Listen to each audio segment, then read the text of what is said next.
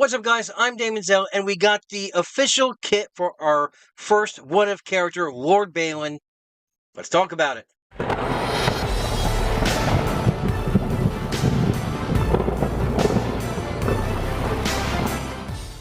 Alright, so we got our first official kit for Lord Balin. He is the first of the three Moria month characters we are getting. Of course, he's going to work best with, we're going to talk about that. These are the other two characters that are coming this month. That is Orofin and Rumiel. But let's talk about Lord Balin, right? He's a light character. He is our first what-if character in an alternate timeline. He is going to be support. The group that he's going to be tagged with is Balin's expedition, and he's going to be tagged with that dwarf tag. So any of your dwarfs are going to work well with him.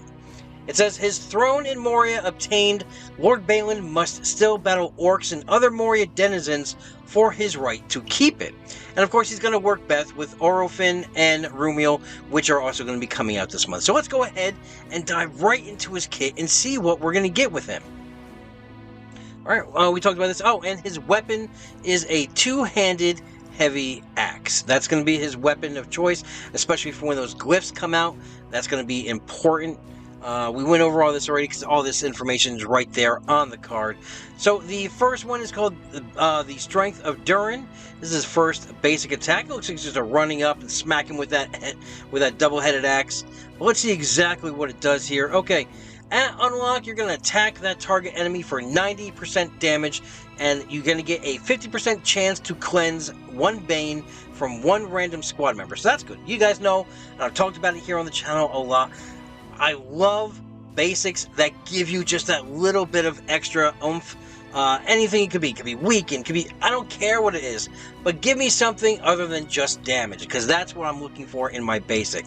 Now, at max upgrade, you are going to attack that target enemy for 190% damage, so 100% boost right there. You're going to cleanse one Bane from one random squad member, so it's an automatic cleanse once you max this out at that 6th level. Second ability is Dwarven Sundering. Here we go. Oh, that's pretty cool. There's a little shine there and a nice overhead cleave. Right? Okay, so let's see what this does. I am liking the new animations and the new artwork with these characters. And as you can see here, I believe that's Orofin right here, and that's Rumiel. The artwork on them, they look really good too. Alright, so it's going to cost a stamina of 3, and you're going to be able to use this as soon as you start off your fight. At unlock, you're going to attack that target enemy for 150% damage and an additional 10% damage per boon on self, up to a max of 5 boons for 50% additional damage. You get all that? Alright, so let's look at it maxed out. It's going to be 330% damage. That's huge.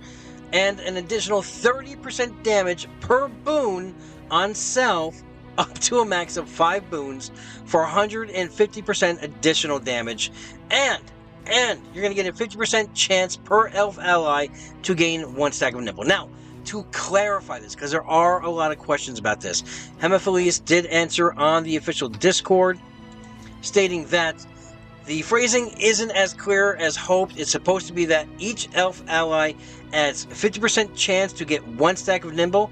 He can only ever get 1 stack of nimble from this ability. So, what's that mean? It means if there are no elf allies, he cannot gain nimble from this ability at all. If there is only 1 elf on your team, he's going to have a 50% chance to get that nimble. If there are 2 elves on your team, he will then have a 100% chance to get nimble. You are not getting anything additional for having 3+ elves on your team. All you need is the 2, and you're going to get that 100% nimble every single time. So that's going to be good. Like, now, if you wanted to say for raids, I don't know, it's going to be sacrilegious me saying this, but if you ever break up the Rivendell team, I know, just hear me out. If you break up the Rivendell team and put him in there, right? Or just give him one of those, that 5th spot. You're going to have the nimble from all the elves on the team. You're going to get buffs. You're going to get buffs from Arwen. You're going to get buffs from Elrond. And especially if you got Naramir in there as well, you're going to get protected from her. So this could work out as a very good raid possibility to see if you can get a higher score. But let's move on to his special 2, or what I like to call his ultimate. And that's going to be Marzabul's Reckoning. Let's see the animation here. Oh, he's going to read from a book. Okay. Swam the book. Oh, that's it. That's what I was expecting something else with the axe, possibly. Alright. So he's gonna read a passage from the book. It's going to cost 4 ability, stamina, and you're going to be able to start off with it. So that's good. So when you start off each fight, you'll be able to use either Special 1 or Special 2 right from the get-go. At Unlock, you're going to cleanse 1 Bane from all squad members, excuse me. And you're going to have a 50% chance to grant a stack of regeneration to all squad members for 1 turn. So that's really good. That's a good support skill right there. Now, at max, it's probably going to be definite, right? You're going to cleanse 2 Banes from all Dwarf and Elf squad members. Okay, so there is this one. And 1 Bane from all other allies. So if you have a Dwarf and ally in this team, they're going to get 2. If you have anyone else, a Rohan or anyone else, it's only going to get 1 of those Banes off of them. They're going to grant 2 stacks of regeneration for 2 turns to all squad members, and that's a good thing. So let's look at his leadership and passive abilities. His passive is called Faith and Loyalty. It's going to be Unlock if Rumiel and Orphan are allies. The first time this character receives a fatal blow, you're going to heal yourself for 10% of this character's max health. You're going to attack all enemies 2 times for 45% damage per hit. And you're going to grant 100% turn meter to... Damn! Oh, that's stacked right there. That's a really, really good passive. Obviously, it triggers once, but that's really good.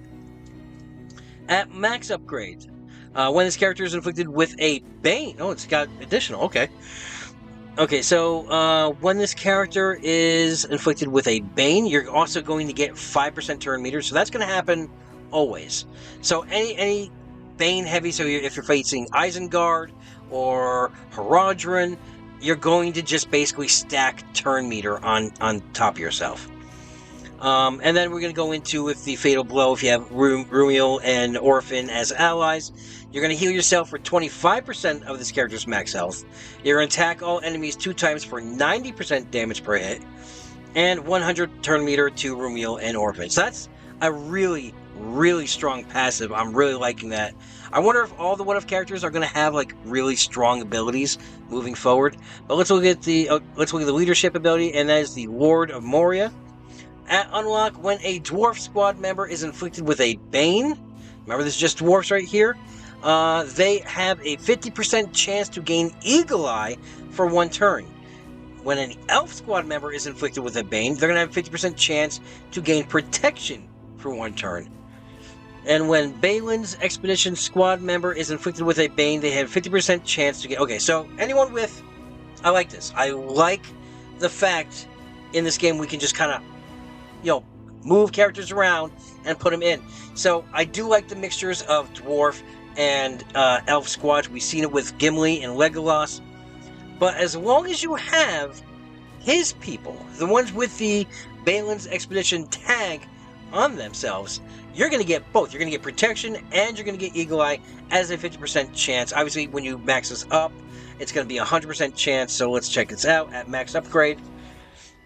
Yeah, at max upgrade, if a squad member is inflicted with a Bane, if they're a Dwarf, they're going to get Eagle Eye. If it's an Elf, they're going to get Protection.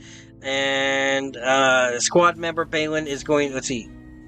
Oh, not only... Okay, so it's an automatic... They're going to get both Eagle Eye and Protection, and both the Dwarf and Elf squad members will gain 20% armor. So that is a beautiful thing right there. So, no matter what, you're going to get... If max out, you're going to get 20% armor. If you're a Dwarf, you're going to get Eagle Eye. If you're an Elf, you're going to get a Bane, and that's what you're going to get. Alright, let's see what else they got for us. Of course, I'm not going to read too much into the strategy tips. I'm going to let you guys read that yourselves. But because this is the first What If character, I do want to jump into the inspiration a little bit. It says here that Balin, a descendant in the line of Durin, was driven from his home at a young age by Smaug the dragon. Throughout his life, he has accompanied dwarves who wanted to reclaim their rightful homes and lands. However, it wasn't until after he fought at the Battle of the Five Armies that he led an expedition to reclaim the ancient kingdom of Moria. While he successfully ruled as Lord of Moria for a brief time, he was slain at the hands of orcs. Here we explore a shattered timeline where Balin's troop instead crosses through Loriel, the elven realm of Celeborn and Gladriel, on their expedition to reclaim Moria, where an unlikely alliance between dwarves and elves of Lorien develops. So I like this. I like the fact that they're kind of twisting things around a little bit, and I'm not gonna lie, my favorite character throughout all Lord of the Rings was Smaug the Dragon, and I really am looking forward to seeing what they do with Smaug down the road. I know we're probably not gonna see him for some time. That and Shebop, the big spider. But let's go into further, because we're gonna have his event, and it's going to start on October 2nd. So about a week away, a little bit more than a week. You know what I'm saying? So I think that is not this Tuesday coming up, but the following Tuesday. And it's going to run for 1 week's time. Like all the other marquees themselves, you're going to get yourself a free 3-star. You're going to go through the first 5 tiers to do that. To get the 6th tier, you are going to have to bring them up to 4 stars. You can do that through the monetization offer of $20, and that's going to unlock that 4th star for you. It's going to give you all the materials you need to bring them up to gear tier 4. It's either gear tier 3 or 4, I don't remember which one. And of course, if you want to tackle that tier 7 and get that 500k gold and 250k much needed character XP, well, you're going to have to roll the dice on those chests to see how many shards you can get.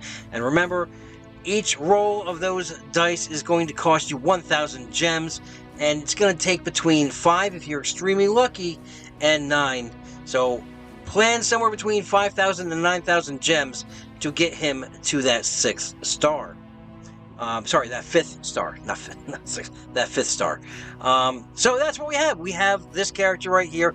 I'm excited. I'm excited for this. I really like the artwork they put into it, the aesthetic, the animations. I'm really looking forward to playing, getting my hands on him in about a week and a half. So I hope you guys found this video entertaining, informative, all that good stuff. If you like my content, you would really help me out if you can give me a like and a subscribe. I'm trying to build the channel on the road to 100 plus, trying to get to 500 and beyond. But yeah, if I don't talk to you before that, have a great week, have a great weekend, adventure safe, and good luck to you and your fellowship.